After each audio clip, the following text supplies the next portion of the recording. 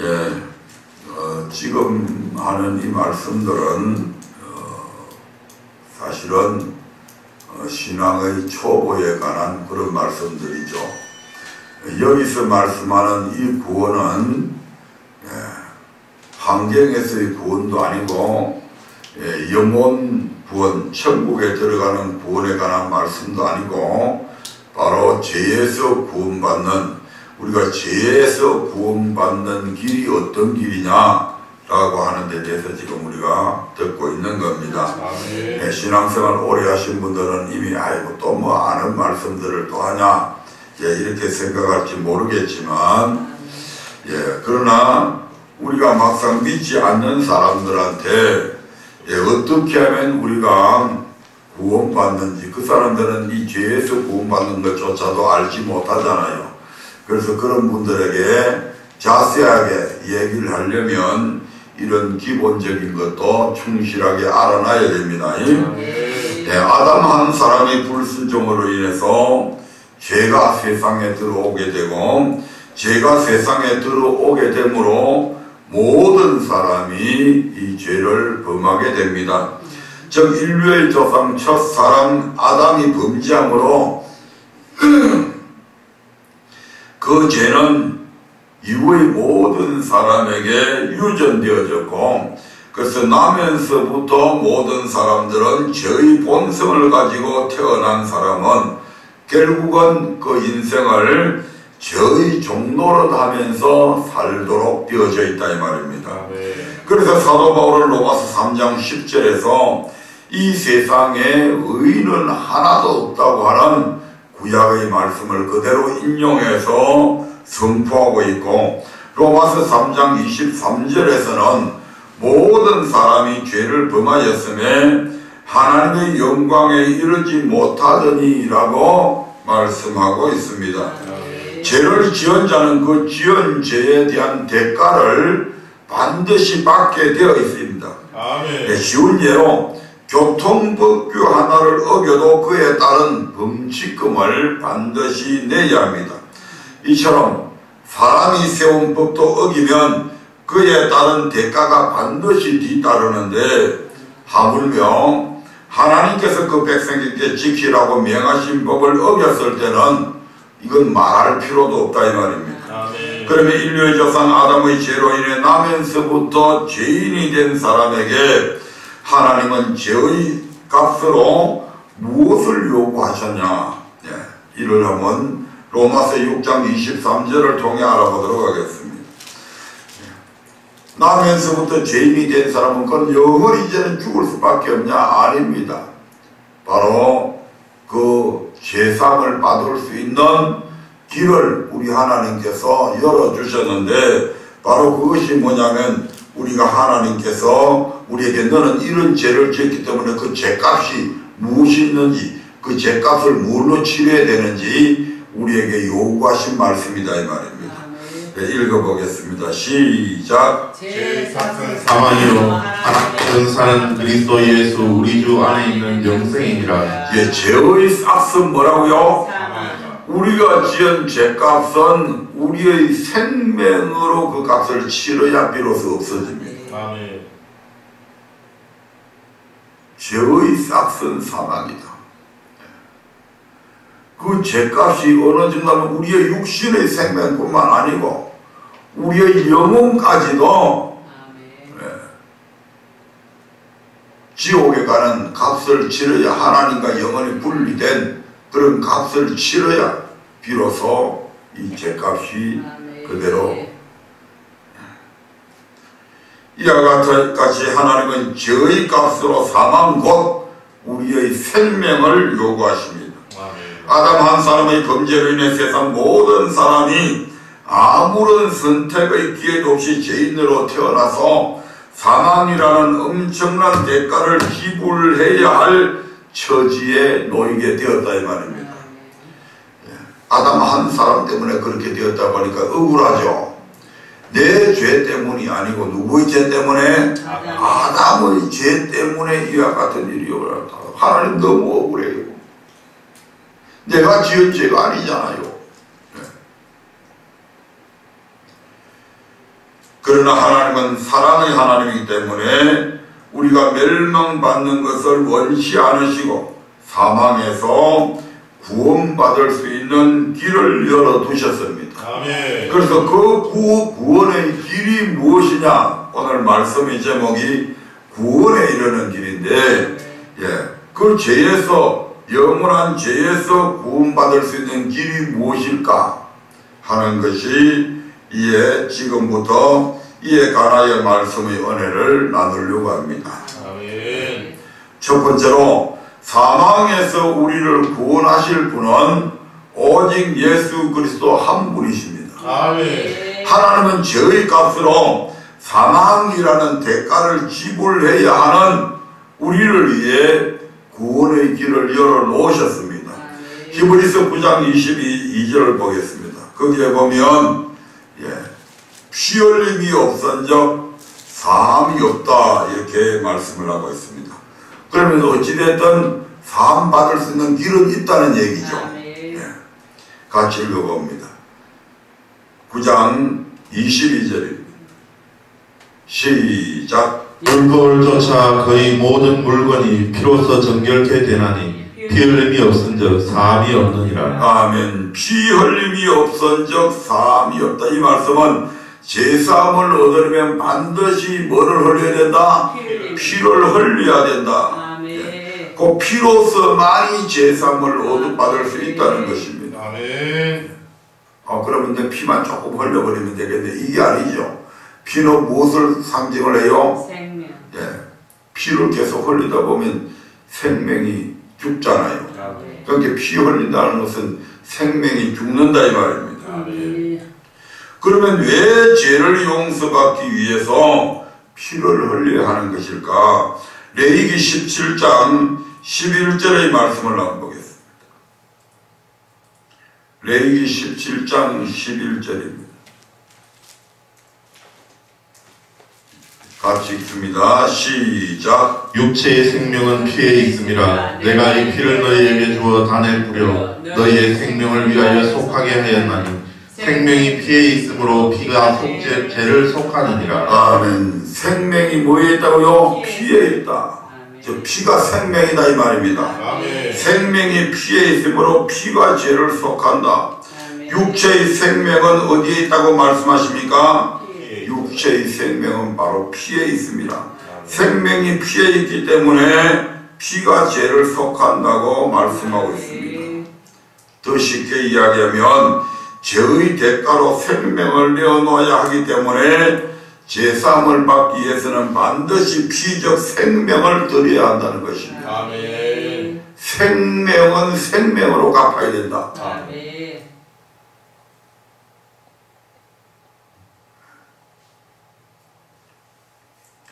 물론 어떤 이들은 세계가 다 하나님께 속하였고 하나님께서 창조주이시기 때문에 국가의 원수처럼 아무 규제나 징벌 없이 사면, 즉 용서해 주실 수도 있다고 생각할 수 있을 것입니다.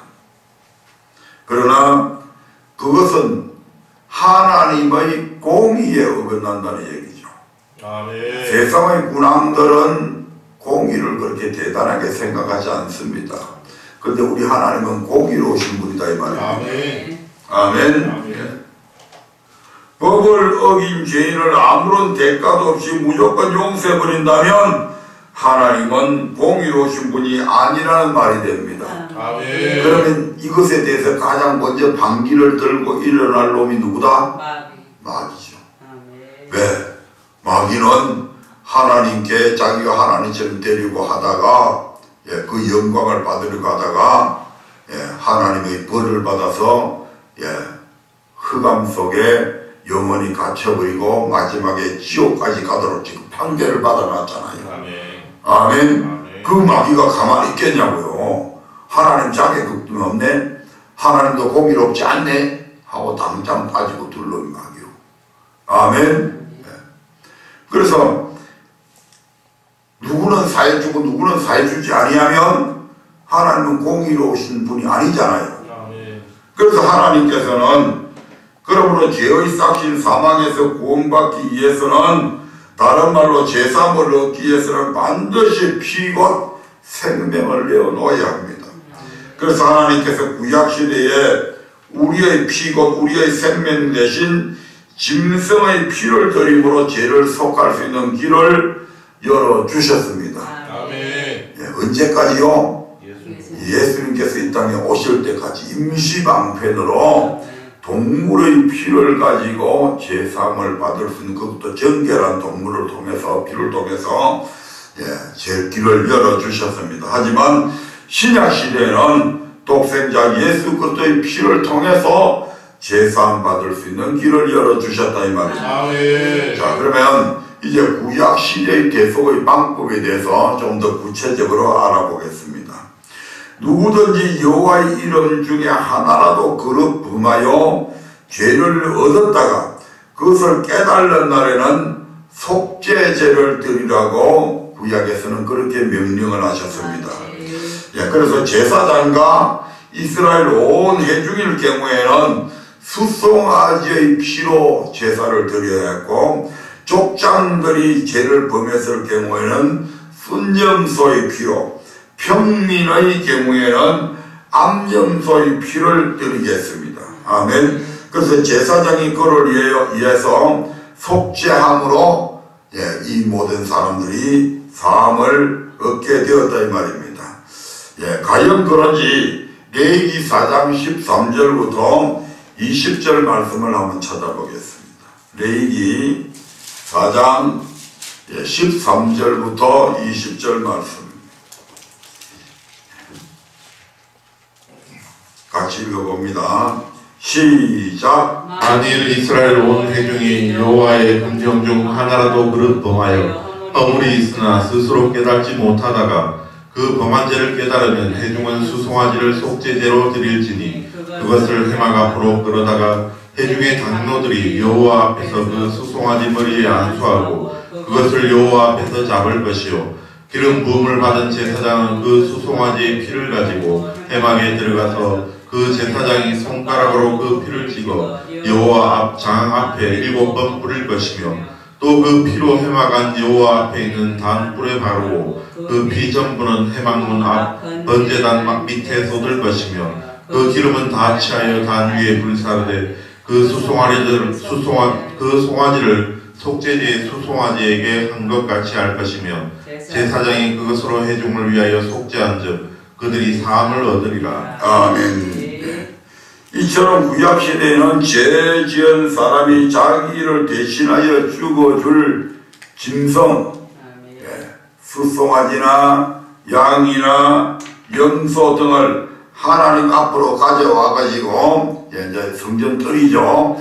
가져와가지고, 동편 오른쪽 편에 이제 그 송아지를 끌고 갑니다. 또 양을 끌고 갑니다. 그러면 제사장은 그 양이 소가 흠이 있나 없나 살펴봐서 흠이 없으면 어떻게 해요? 이 죄 지은 사람이 제물에다가 양에다가 소에다가 머리를 얹고 안수를 하죠. 안수를 하게 됩니다. 그러면 자신의 죄가 이제 누구한테 전가가 되어졌다? 소에게, 양에게, 염소에게 전가가 되어졌습니다. 그래서 이제 이 양이나 염소나 소는 바로 죄 지은 사람의 죄를 지금 뒤집어 썼죠. 죄를 지었으니까 죄의 값은 뭐다? 사망이죠. 그래서 이제 이 죄 지은 죄를 뒤집어 쓴 이 소를, 양을, 염소를 이제 잡게 됩니다. 아멘. 그럼 이제 제사장은 그 피를 받아가지고 회막 안 성소 안에 가지고 들어와서 시장 앞에서 피를 이제 뿌리죠. 7번인가 해서 이제 뿌려서 그리고 그 남은 피들은 전부 다 번제단에 아래에다가 다 쏟습니다. 이와 같은 이제 절차를 통해서 그들이 제사함을 받게 되죠. 이 외에도 1년에 한 차례 7월 11일 큰 안식이라고 하고 이날을 대속죄일이라고도 얘기합니다. 아멘. 그런 날을 정해가지고 제사장과 그 가족은 물론이려니와 이스라엘 전 회중을 위하여 피를 뿌려서 하나님 앞에 속죄제를 드리기도 했습니다. 한번 찾아볼까요? 레위기 16장 11절부터 28절입니다. 레위기 16장 11절부터 28절까지를 보겠습니다. 시작. 아론은 자기를 위한 속죄제의 수송아지를 드리되 자기와 근속을 위하여 속죄하고 자기를 위한 그 속죄제 수송아지를 잡고 향로를 취하여 여호와 앞단 위에서 피운 불을 그것에 채우고 또 두 손에 곱게 간 향기로운 향을 채워가지고 장 안에 들어가서 여호와 앞에서 분향하여 향년으로 증거계 위 속죄소를 가리우게 할지니 그리하면 그가 죽음을 면할 것이며 그는 또 수송아지의 피를 취하여 손가락으로 속죄소 동편에 뿌리고 또 손가락으로 그 피를 속죄소 앞에 7번 뿌릴 것이며 또 백성을 위한 속죄제 염소를 잡아 그 피를 가지고 장 안에 들어가서 그 수송아지 피로 행함같이 그 피로 행하여. 예, 됐습니다. 자세한 것은 집에 가서 읽어보시고, 이처럼 구약 시대에 하나님은 자기 백성이 죄를 범하였을 때, 이제는 개인이 아니죠. 이스라엘 전체 백성의 죄를 사하기 위해서 지금 대속죄일을 1년에 한 번만 합니다. 예, 대속죄일에 그들의 피고 생명 대신 짐승의 피를 들여서 제사함을 받을 수 있는 대속의 길을 열어놓으셨습니다. 예, 그러면 신약시대의 대속 방법은 어떠냐? 신약시대에 이르러 하나님은 새로운 제사함의 길을 열어놓으십니다. 그것이 무엇일까? 요한복음 1장 29절에는 이렇게 말씀을 하고 있습니다. 신약시대에 이르러서 새로운 제사함의 길은 요한복음 1장 29절에 이렇게 기록이 되어져 있습니다. 시작. 이튿날 요한이 예수께서 자기에게 나오심을 보고 가로되 보라 세상 죄를 지고 가는 하나님의 어린 양이로다. 아멘. 하나님은 독생자 예수님을 세상 죄를 지고 가신 하나님의 어린 양으로서 이 땅에 보내주셨습니다. 아멘. 왜 하나님께서 하나님의 아들을 이 땅에 보내주셨을까? 아까 우리가 읽었던 말씀처럼 이 땅에는 의인이 있다 없다? 없다. 한 명도 없습니다. 만약에 의인 한 사람이라도 있었으면 우리 하나님께서는 그 의인을 희생의 제물로 삼으실 수도 있을 겁니다. 근데 이 세상에는 의인이 한 명도 없기 때문에 오직 하나님 외에는 의로운 분이 없기 때문에 그 하나님의 아들이신 우리 주님께서 사람의 몸을 입고 이 땅에 오셔서 마치 어린 양이 속죄의 양이 된 것처럼 우리 주님께서 대신 우리의 모든 죄를 짊어지고 십자가에 못 박혀 죽으신 거죠. 마가복음 10장 45절에서는 이 말씀을 이렇게 표현하고 있습니다. 마가복음 10장 45절. 세례 요한은 예수님을 세상을 죄를 지고 가실 하나님의 어린 양이다 이렇게 했는데 마가복음 10장 45절에서는 이렇게 이야기합니다. 시작. 인자의 온 것은 섬김을 받으려 함이 아니라 도리어 섬기려 하고 자기 목숨을 많은 사람의 대속물로 주려 함이니라. 아멘. 이 말씀은 예수님께서 직접 하신 말씀이죠. 세례 요한의 입을 빌려서 한 말씀이 아니고 이 말씀은 예수님께서 직접 하신 말씀입니다. 내가 온 것은 이 말입니다. 인자는 예수님이잖아요. 내가 온 것은 섬김을 받기 위해서 내가 온 것이 아니고 많은 사람을 위해서 내 목숨을 대속물로 주기 위해서 나는 왔다 이렇게 지금 말씀하고 있는 것이죠. 이사야서 53장 6절에서는 예수님이 오시기 전 약 740년 전이죠. 이사야 선지자는 이사야서 53장 6절에서 이것을 이렇게 예언하고 있습니다. 이미 700년 전에 하나님께서 예언을 하셨어요.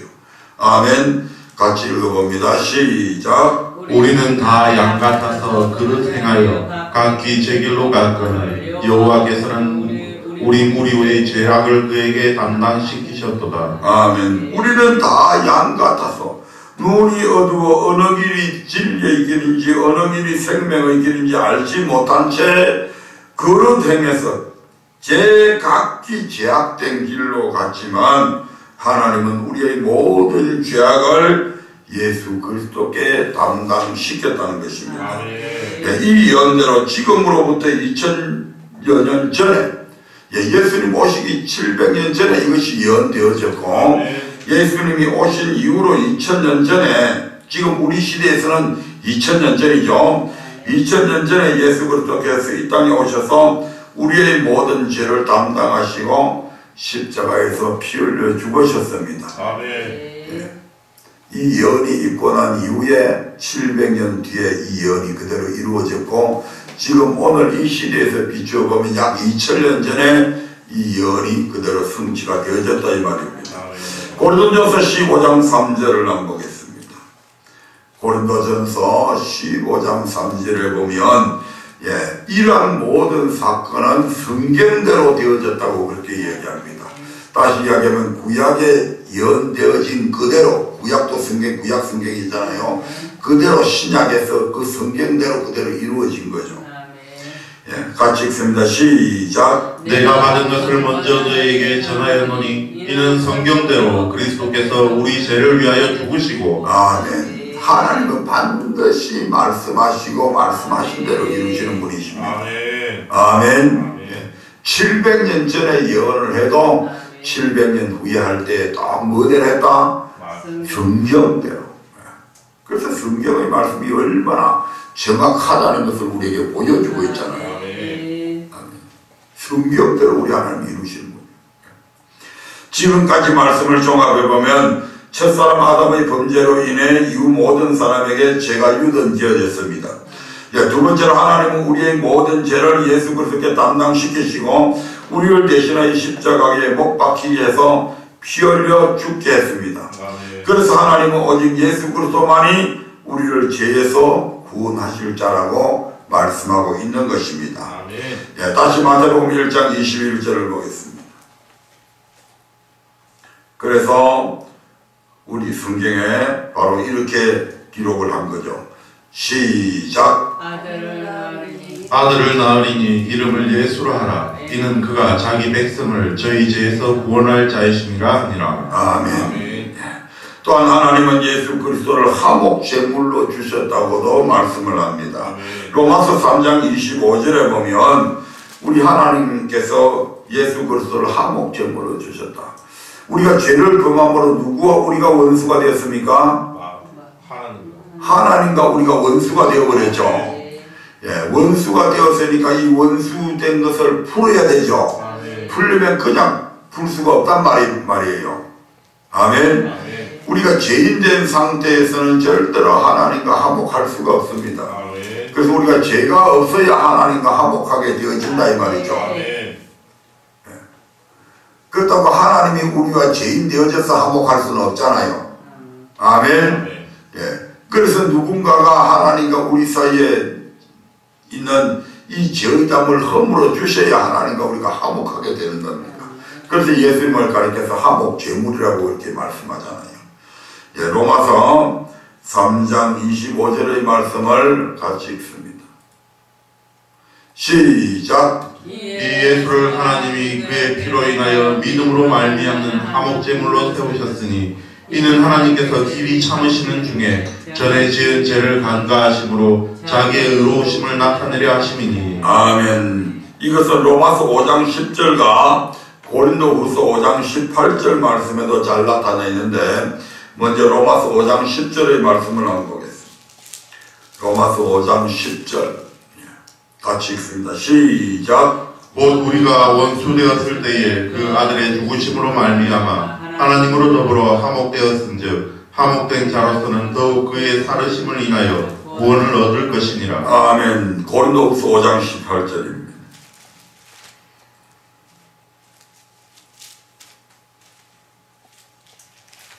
시작. 모든 것이 하나님께로 났나니 제가 그리스도로 말미암아 우리를 자기와 화목하게 하시고 또 우리에게 화목하게 하는 직책을 주셨으니. 아멘. 우리가 하나님과 원수되어 있을 때 예수 그리스도께서 십자가에 피 흘려 죽으심으로 죄로 단절되었던 하나님과 우리 사이가 다시 화목하게 되었다. 다시 교제하게 되었다. 다시 교통하게 되었다 이 말입니다. 아멘. 아멘. 네.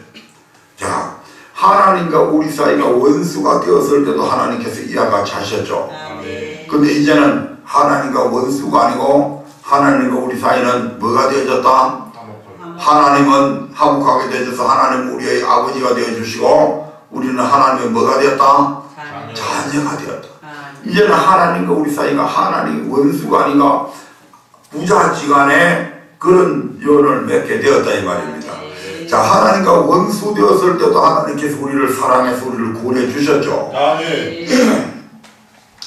그러니까 하나님과의 관계가 부자지간의 관계가 되면 하나님께서는 우리를 더 구원해 주실 수가 있겠죠. 이 말입니다. 이 같은 그리스도의 보혈의 은혜로 말미암아 하나님은 그 이름을 믿는 자들에게는 죄사함을 받고 하나님의 자녀가 되는 권세를 주셨습니다. 네, 요한복음 1장 12절을 봅니다.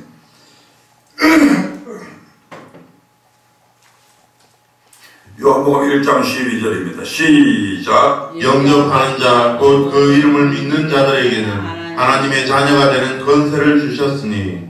아멘. 예, 이상으로 저와 여러분은 구약과 신약 시대에 하나님께서 허락하신 속죄의 길, 곧 대속의 방법에 대해서 살펴보았는데 여기에서 어떤 차이를 알 수가 있습니까? 예, 그래서 세 번째로 구약 시대와 신약 시대의 대속의 차이에 대해서 한번 살펴보려 합니다. 예, 구약 시대에는 여호와의 검령 중 하나라도 거듭 범하고 죄를 얻었다가 그것을 깨달는 날에 짐승을 잡아 그 피를 하나님께 드림으로 제사함을 얻을 수 있었습니다. 죄가 생각이 안 나면 짐승 안 가져가죠. 그러니까 내가 무슨 죄를 지었지 모를 때는 그냥 죄 지은 상태로 살아가는 거예요. 그러다가 어느 날 내가 이런 죄를 지었네. 야, 그럼 그 죄의 종류에 따라서 내가 제물을 준비해서 하나님 앞에 가져가서 그 짐승의 피를 통해서 하나님께 드림으로 제사함을 받았다 이 말입니다. 그러니까 깨달을 때마다 매번 짐승을 잡아 그 피로 드려야 했죠. 아멘. 예. 이번 주에는 이런 죄를 깨달았는데 그래서 드렸어. 다음 주에는 제가 아무리 생각해도 기억이 안 나서 안 드렸어. 근데 그 다음 안식일날 또 생각하니까 그 주에 생각할 때 아이고 내가 이제도 졌고 이제도 졌고 이제도 졌네. 그럼 또 생각나는 그 죄들을 사하기 위해서 또 제물을 가지고 하나님 앞에 나가는 거예요. 아멘. 네. 두 번째로 짐승에게 증가된 죄에 대해서만 죄를 사함받을 수 있죠. 내가 오늘은 이런 죄를 지었어. 그래서 짐승을 들고 가가지고 그 짐승에게 안수를 합니다. 그러면 지금 모든 죄가 짐승에게 증가된 게 아니죠. 내가 깨달은 그 죄만 지금 짐승에게 증가된다 이 말이에요. 아멘. 예. 세 번째로 이렇게 동물의 피를 가지고 드리는 이 제물은 그들의 양심까지는 온전케 할 수 없다 이 말이죠. 아멘. 그들의 양심까지 온전케 할 수 없다고 하는 것은 원죄까지는 용서 못 받는다 이 말입니다. 아멘. 그러면 구약의 사람들은 원죄 용서 못 받았습니까? 아니, 받았어요. 그들은 누구를 믿고 있었어요? 오실 메시아를 이미 믿고 있잖아요. 아멘. 그 오실 메시아를 믿고 있기 때문에 그들은 원죄로부터 용서를 받았다고 봐야 됩니다. 아멘. 예. 하지만 그들이 이렇게 동물의 피로 드리는 이러한 제도를 통해서 그들의 양심상으로는 온전케 될 수 없는 거죠. 예. 히브리서 9장 9절을 한번 볼까요? 히브리서 9장 9절입니다. 이 히브리서가 굉장히 대단해요. 구약의 이러한 제사법에 대해서 신약시대에 어떻게 바뀌어졌고 지켜야 될 것과 지키지 말아야 될 것들에 대해서 분명하게 상세히 기록해 놓고 있습니다. 9장 9절 봅니다. 시작. 이 장막은 현재까지의 비유니 이에 의지하여 드리는 예물과 제사가 섬기는 자로 그 양심상으로 온전케 할 수 없나니. 아멘. 이 동물의 제사를 통해서는 그들의 죄는 용서받을 수 있지만, 생각나는 죄에 대해서 됐기 때문에 그 죄는 용서받을 수 있지만 그들의 양심까지는 깨끗하게 될 수 없었다 이 말입니다. 아멘. 아멘. 이에 비해서 예수 그리스도께서 자기 피로 드린 속죄 제사는 어떤가? 히브리서 9장 11절 12절을 봅니다. 9장 11절 12절입니다. 시작. 그리스도께서 장래 좋은 일에 대제사장으로 오사 손으로 짓지 아니한 곧 이 창조에 속하지 아니한 더 크고 온전한 장막으로 말미암아 염소와 송아지의 피로 아니하고 오직 자기 피로 영원한 속죄를 이루사 단번에 성소에 들어가셨느니라. 아멘. 구약 시대의 염소와 송아지의 피가 아닌 아무 죄가 없으신 하나님의 아들 예수 그리스도께서 모든 죄를 짊어지시고 십자가에 피 흘려 죽으심으로 그 피로 영원한 속죄를 단번에 이루셨다고 말씀을 합니다. 아멘. 아멘. 아멘. 영원한 속죄를 단번에 이루셨다. 어떤 사람들은 이 말씀을 오해를 해가지고, 야, 예수님께서 영원한 속죄를 단번에 해결해 주셨으니까 우리의 과거의 죄, 현재의 죄, 미래의 죄 다 용서받았지 않냐? 그러면 더 이상 회개할 필요 있어요? 고백할 필요도 없는 거죠. 그렇잖아요. 이 말씀은 그 말씀이 아니란 말이에요. 오해를 하고 있는 거예요. 영원한 속죄를 단번에 이루셨다고 하는 말씀은 동물의 피는 아까 그때 고백한 죄만 용서 안 받았죠. 그런데 우리 주님의 이 피는 영원한 속죄를 단번에 이루셨다. 한 번 죽음을 통해서 자기들이 지은 죄를 생각날 때마다, 예를 들어서 계속해서 고백할 때마다 다시 예수님께서 죽으셔야 될 필요가 없다 이 말이죠. 단번에 이미 그것까지 다 효력을 발생한다 이 말입니다. 고백 안 하면 안 되죠. 자기 손은 날마다 씻어야 된단 말이에요. 동물의 피는 고백한 그 죄 하나밖에 용서 못하지만 우리 주님의 이 거룩하신 보혈의 피는 영원한 속죄를 단번에 이루셨다. 단 한 번의 죽음으로서 모든 죄, 과거에 지었든지 이후 지었든지 현재에 지었든지 우리 주님 앞에 그 모든 것을 고백만 하면 어떻게 돼요? 다 용서 받는다는 그런 의미를 갖고 있는 거예요. 만약에 그렇게 안 됐으면 우리 주님께서 하루도 쉴 새 없이 막 매번 죽어야 될 거예요. 왜? 세계 인구의 기독교 인구가 예를 들어서 30억이라면 30억 명이 매일 죄를 막 지어가지고 고백을 하는데 얼마나 1초도 쉴 틈이 없이 죽어 있어요. 아멘. 예. 우리 주님은 이러한 죄를 영원히 속죄하는데 단 한 번으로서 끝내버리신 분이죠. 아멘. 아멘. 그래서 우리는 날마다 우리 원죄는 사해졌지만 우리의 자범죄들은 날마다 손을 씻어야 산 받습니다. 그렇다고 해서 그때마다 재물이제는 가져갈 필요 없다 이 말입니다. 재물은 안 가지고 우리 주님께서 단번에 완전한 영원하고 완전한 제사를 드렸기 때문에 다시는 그 죄를 위해서 제사나 동물의 피를 들여서 속죄할 필요가 없게 되었습니다. 아멘. 그래서 히브리서 9장 18절 한번 볼까요? 히브리서 9장 18절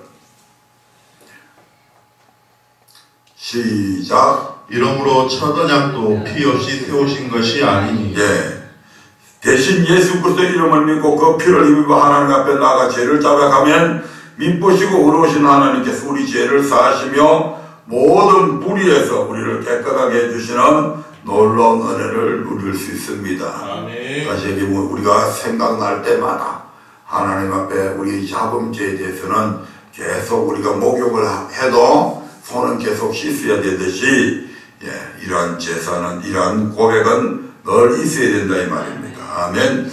두 번째로 예수 그리스도 외에는 이 구원의 길은 없습니다. 아멘. 오늘 우리가 불순종에 대한 대가에서 거기에서 해방되어지고 구원을 얻을 수 있는 길에 대해서 지금 말씀을 듣고 있잖아요. 그 구원의 길은 예수 그리스도 외에 다른 구원의 길은 없다 이 말입니다. 어떤 사람들은 목사가 되어가지고도 다른 종교에도 구원이 있다, 불교에도 구원이 있다, 이따위 그 망령된 소리를 하는 목사들이 가끔 가다가 있어요. 우리 주님은 없다고 그러는데. 아멘. 예수 그리스도 외에 구원의 길은 없습니다. 예수 믿고 구원 받으세요 라고 복음을 전하다 보면 어떤 사람들은 산에 오르는 길이 한 길만 있는 것은 아니지 않느냐. 산에 올라가는 길이 뭐 요쪽 길로 갈 수 있고 서쪽 편으로 갈 수 있는 길도 있고, 등산가들한테 안 물어봐도 다 알 수 있잖아요.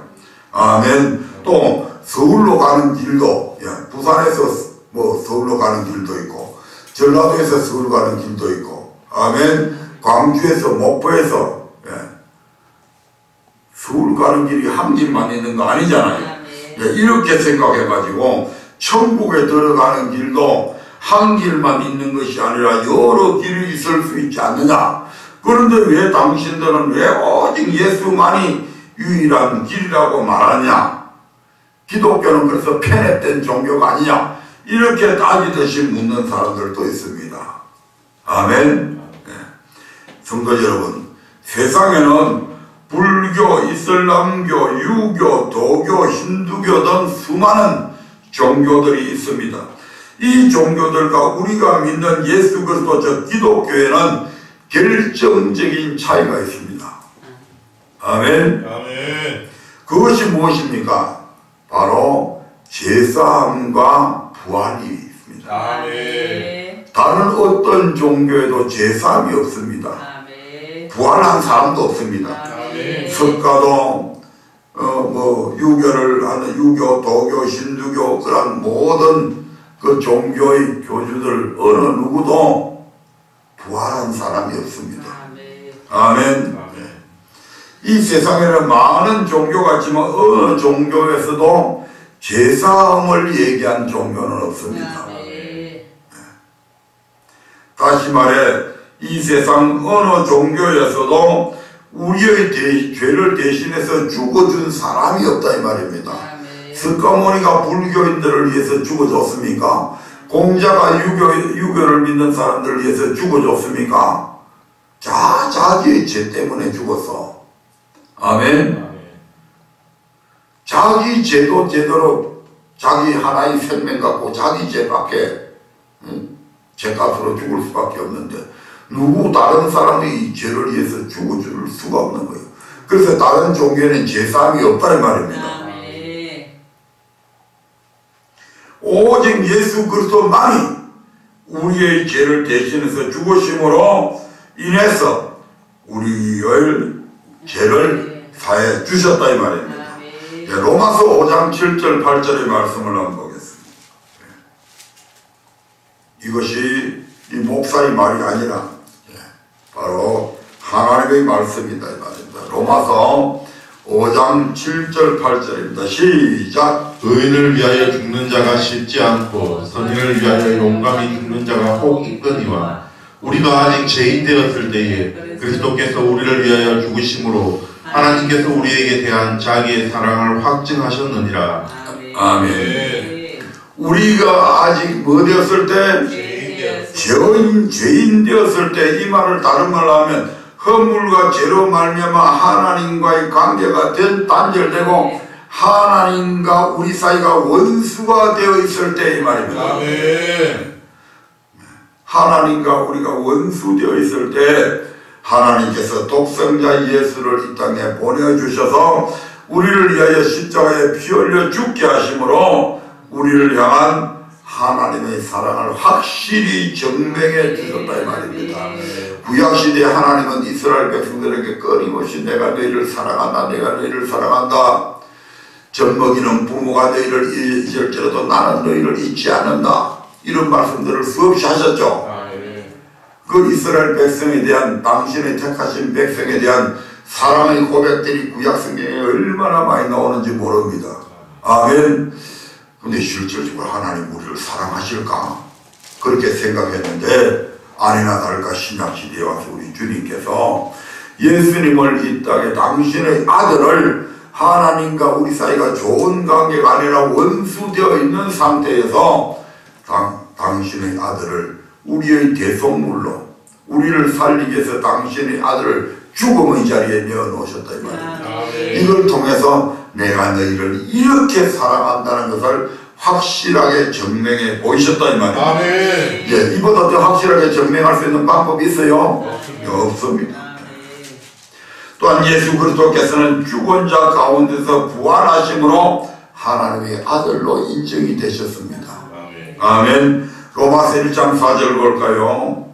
로마서 1장 4절에 보면 우리 주님께서 부활하여 능력으로 하나님의 아들로 인정되셨다고 말씀하십니다. 같이 읽습니다. 시작. 성결의 영으로는 죽은 자 죽은 가운데서 부활하여 능력으로 하나님의 아들로 인정되었으니 곧 우리 주 예수 그리스도시니라. 예, 이처럼 예수 그리스도를 믿는 기독교에는 어떤 세상 어떤 종교에서도 찾을 수 없는 제사함과 부활이 있습니다. 그래서 예수님은 이렇게 말씀하십니다. 요한복음 14장 6절을 봅니다. 기독교에만이 제사함이 있고 부활이 있습니다.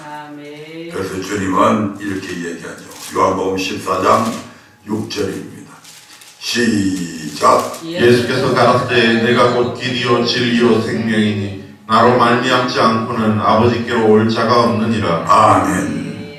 부처도 공자도 소크라테스도 마호메트도 어느 한 사람도 우리를 살리기 위해 우리 대신 우리의 죄 때문에 형벌을 받아본 사실도 없고 더군다나 죽어준 사실도 없고 우리에게 영원한 생명을 주기 위해 부활한 사실은 더군다나 없습니다. 그래서 그들 중 어느 누구도 자신을 가리켜서 내가 길이다, 내가 진리다, 내가 생명이라고 말한 사람도 없습니다.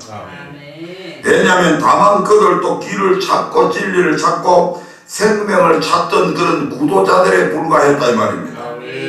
오직 예수만이 하나님께 이르는 유일한 길이 되시며 진리가 되시며 생명이 되십니다. 그래서 예수님을 4대 성인으로 얘기하는데 4대 성인은 거짓말하면 안 되죠. 아멘. 만약에 예수님께서 길이요 진리요 생명이라고 말씀하셨는데 이게 만약에 사실이 안 그러면 예수님은 성인 될 수 있어요 없어요? 안 돼요. 석가나 공자나 그런 사람들도 성인이라고 그러는데 그 사람들이 만약에 부활이요 내가 부활이요 생명이다 내가 진리다 내가 길이다 라고 만약에 말한다면 그 사람들 성인 안 되죠. 근데 그 사람들은 그래서 그런 말 하나도 안 했어. 아멘.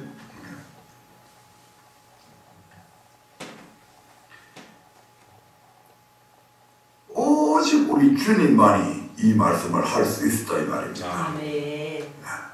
그 주님만이 길이고 주님만이 진리이고 주님만이 생명이라는 사실. 아멘. 그래서 사도행전 4장 12절에 보면 이렇게 말씀하고 있잖아요. 사도행전 4장 12절 시작. 다른 이로서는 구원을 얻을 수 없나니 천하 인간의 구원을 얻을 만한 다른 이름을 우리에게 주신 일이 없음이니라. 아멘. 다른 이로서는 구원을 얻을 수 없다. 아멘. 천하 인간의 구원을 얻을 만한 다른 이름 예수 외에는 다른 이름 석가, 부처, 마호메트, 공자 할 것이 이런 다른 이름을 줬다 안 줬다? 다른 이름을 우리 하나님께서 주신 일이 없어. 아멘. 그 사람들 보고 네가 대신 가서 죽어라 대속의 제물이 되라 명령한 적도 없어. 왜냐하면 그 사람들은 그럴 자격조차도 없어. 왜냐하면 다 자기들이 죄인이기 때문에. 성경에 기록되어 있듯이 하나님은 예수 이름에 그 어떤 이름도 우리에게 구원자로서의 이름을 주신 일이 없습니다. 즉 우리를 죄의 삭신 사망에서 구원하실 분은 오직 예수 그리스도 한 분임을 분명하게 말씀하고 있다 이 말입니다. 그러므로 예수 그리스도의 이름을 믿는 기독교에는 그 어떤 종교에도 구원의 길이 있을 수 없다 이 말입니다. 근데 뭐 서울 가는 길이 어쩌고 저쩌고 그 사람 논리를 갖고 하나님의 말씀을 뒤엎으려고 하지 말라 이 말입니다. 근데 왜 다른 종교에서 구원이 있다고 그렇게 말하는가? 저래 중들도 저 종교에 무슨 하면 구원이 있다고 얘기하잖아요. 왜 그렇게 이야기하는가? 지어낸 겁니다. 누가? 석가가 그렇게 지어낸 게 아니고 석가는 나를 믿어야 극락에 간다 이런 말한 적 없어. 후세대들이 지어냈다 이 말입니다. 뒤에 중들이 지어낸 거예요. 불교에는 원래 경전이 없었습니다. 석가가 만들어 놓은 경전이 없어요. 그들이 얘기하는 최초로 경전이 된 것이 암경이라고 하는 게 있습니다. 암경. 이 암경은 지금 스리랑카라고 하는 나라에 거기 가면 세 가지가 보관이 되는데 그 중에 하나가 바로 암경이 그 스리랑카에 보존이 되어 있어요. 아멘. 예. 그래서 최초의 경전이 바로 이 암경이 되었는데 이 암경조차도 어떻게 만드는 불교에는 무유정법입니다. 무유정법. 예. 없을 무자, 있을 유자. 예. 발을 정자가 아니고 예. 그래서 무유정법. 정해놓은 법이 없다. 아멘. 예. 저희 중들은 이 말 다 알아요. 불교는 무유정법이다. 정해놓은 법이 없다. 그래서 지금도 만들어내면 그들이 그 불경이 되는 겁니다. 아멘. 예. 지금도 누가 뭐 유명한 고수의 성철이가 성철서가 뭐로 하나 딱 얘기하면 그게 경전이 되는 거예요. 석가가 죽은 지 400년 동안 경전이 없었습니다. 그럼 어떻게 이 경전이 생겨나냐? 400년이 지난 후에 약 500명의 고승들을 모았어.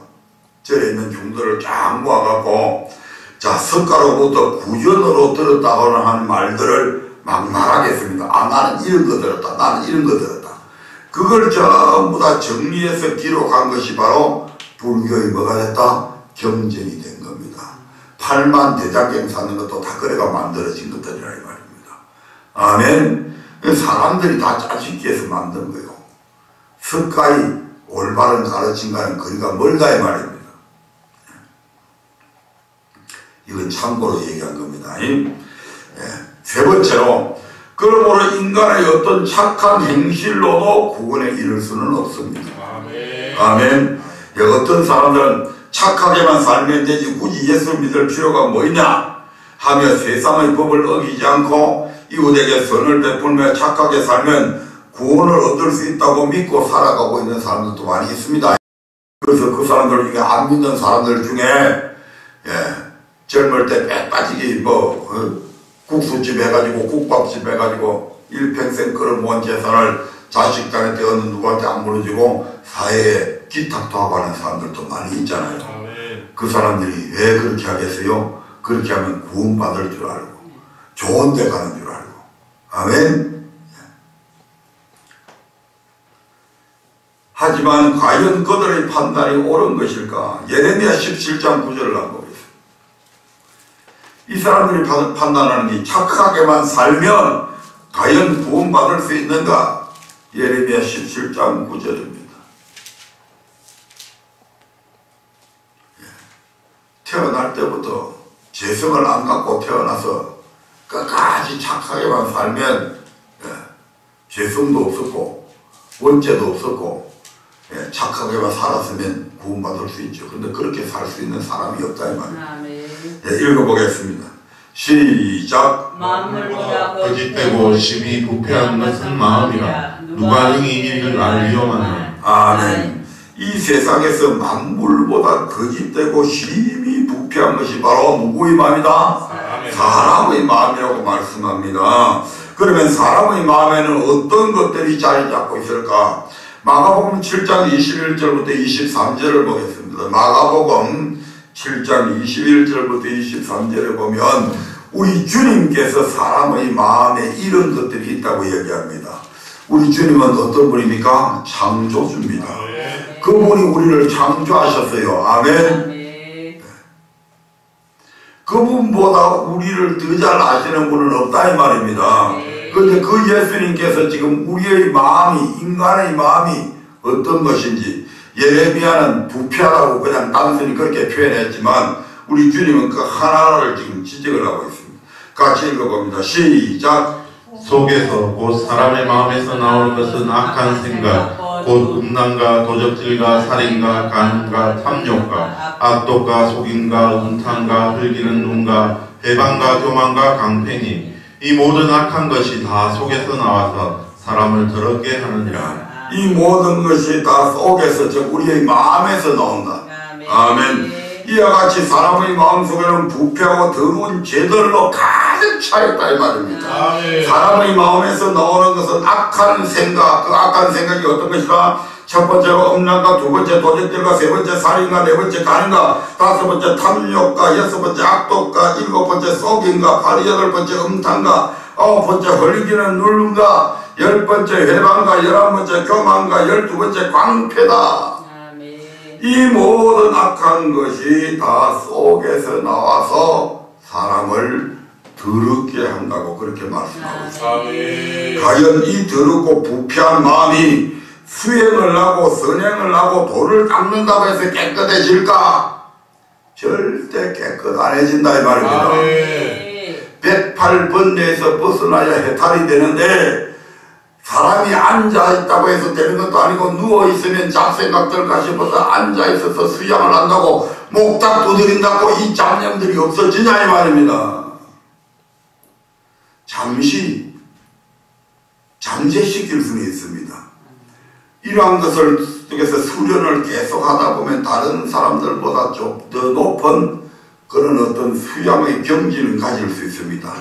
그래서 탁성을 낼 일도 성을 안 내고 자기 속으로 삭힐 수는 있다 이 말입니다.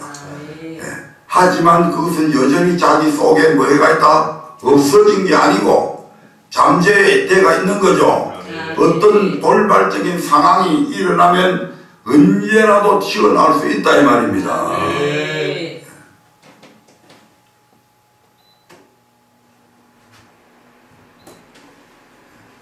이 마음의 죄성은 결코 사라지지 않습니다. 결코 자신의 힘으로 다스릴 수 없는 것이 사람의 마음이다 이 말입니다. 이러한 사실은 로마서 7장에 기록된 사도 바울의 고백에서도 잘 나타나고 있잖아요. 7장 24절에서 사도 바울이 오라 나는 공고한 사람이로다 이 사망의 몸에서 누가 나를 건져내랴. 그가 이 속에 있는 마음을 다스려 보려고 발버둥을 쳤잖아요. 그러면서 내 속에 두 마음이 있다. 선을 행하려고 하는 마음이 있고 하나는 악을 행하려고 하는 마음이 있다. 이 두 마음이 내 마음속에서 끊임없이 싸운다. 근데 선을 행하려고 하는 마음이 이긴다. 악을 행하려고 하는 마음이 이긴다. 악을 행하려고 하는 마음이 이긴다. 왜? 우리의 육체의 욕심 때문에. 아멘. 육신의 정욕이 육신을 가지고 있는 나로서는 절대로 그것을 이겨낼 수 없다. 아멘. 사도 바울은 구약의 율법, 그 율법을 제대로 지켰잖아요. 그래서 자기 자신은 율법의 의로는 흠이 없다고 얘기했잖아요. 그런데 그가 바로 속 마음을 들다 우리 주님께서 가르치신 속의 법을 들었을 때 그는 결코 이겨낼 수 없었습니다. 우리 하나님은 결코 우리의 끝 행위만 보시는 분이 아니다 이 말입니다. 우리의 심장과 폐부를 살피시는 분이 우리 하나님이십니다. 아멘. 그러면 끝만 거룩하다고 해서 우리 하나님은 너는 거룩하다 이렇게 인정 안 해준다 이 말입니다. 예레미야 17장 10절 말씀 한번 보겠습니다. 예레미야 17장 10절입니다. 다 돼갑니다.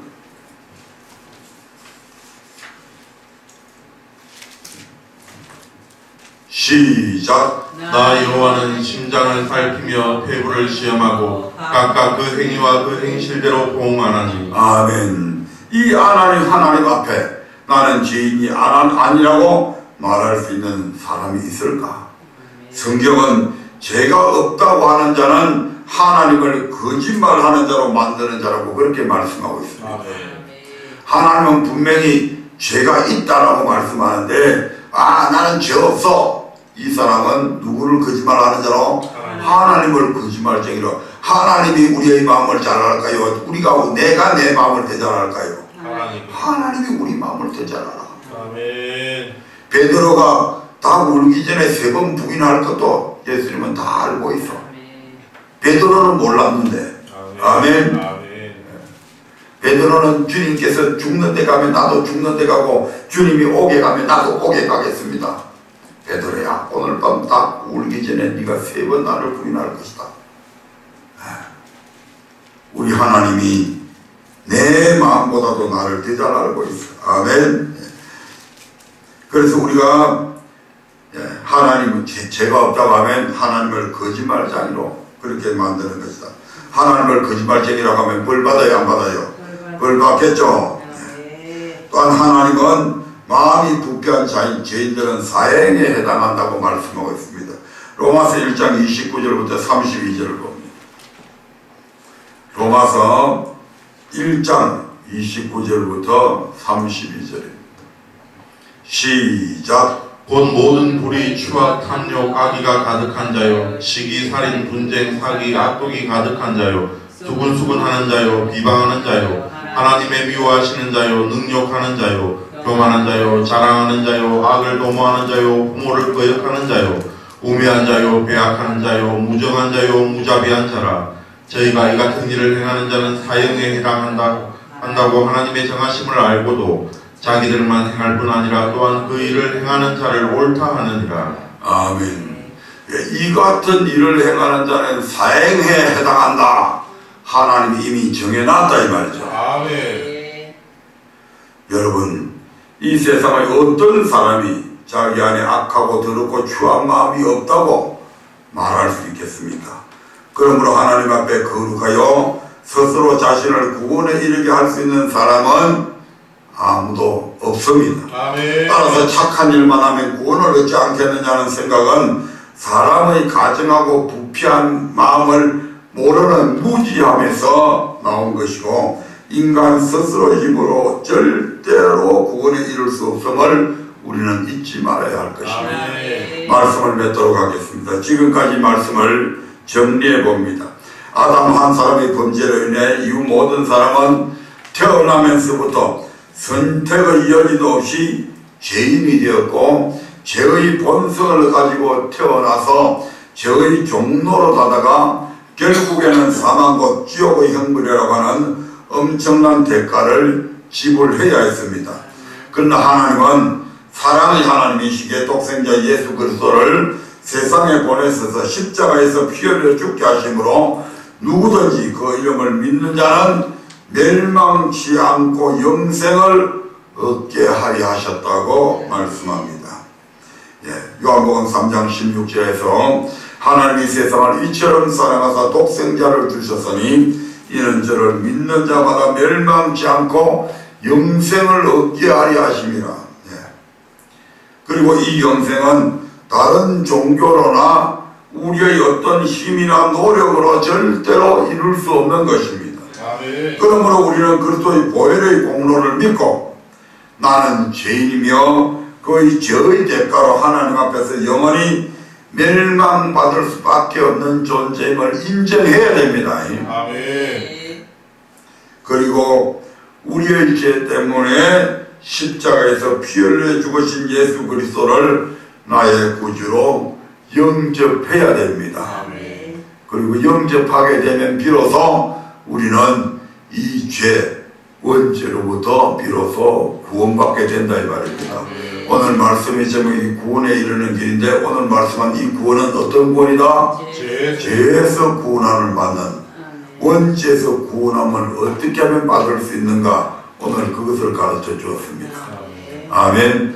자, 이제 그렇다고 한다면 우리가 어떻게 예수 그리스도를 나의 구주로 영접하게 될까? 내가 영접하고 싶은데 영접이 안 되죠. 아멘. 믿어지지도 않는데 저 사람이 네 아빠야 라고 이야기한다고 그 사람 향해서 아버지라고 부를 사람 아무도 없잖아요. 우리가 하나님을 하나님의 아버지라고 고백하는 것도 안 믿어지는데, 영접이 안 되는데 어떻게 부를 수 있냐 이 말입니다. 근데 이것은 우리의 힘으로 되는 게 아닙니다. 그래서 이에 관해서는 다음 시간에 알아보도록 하겠습니다.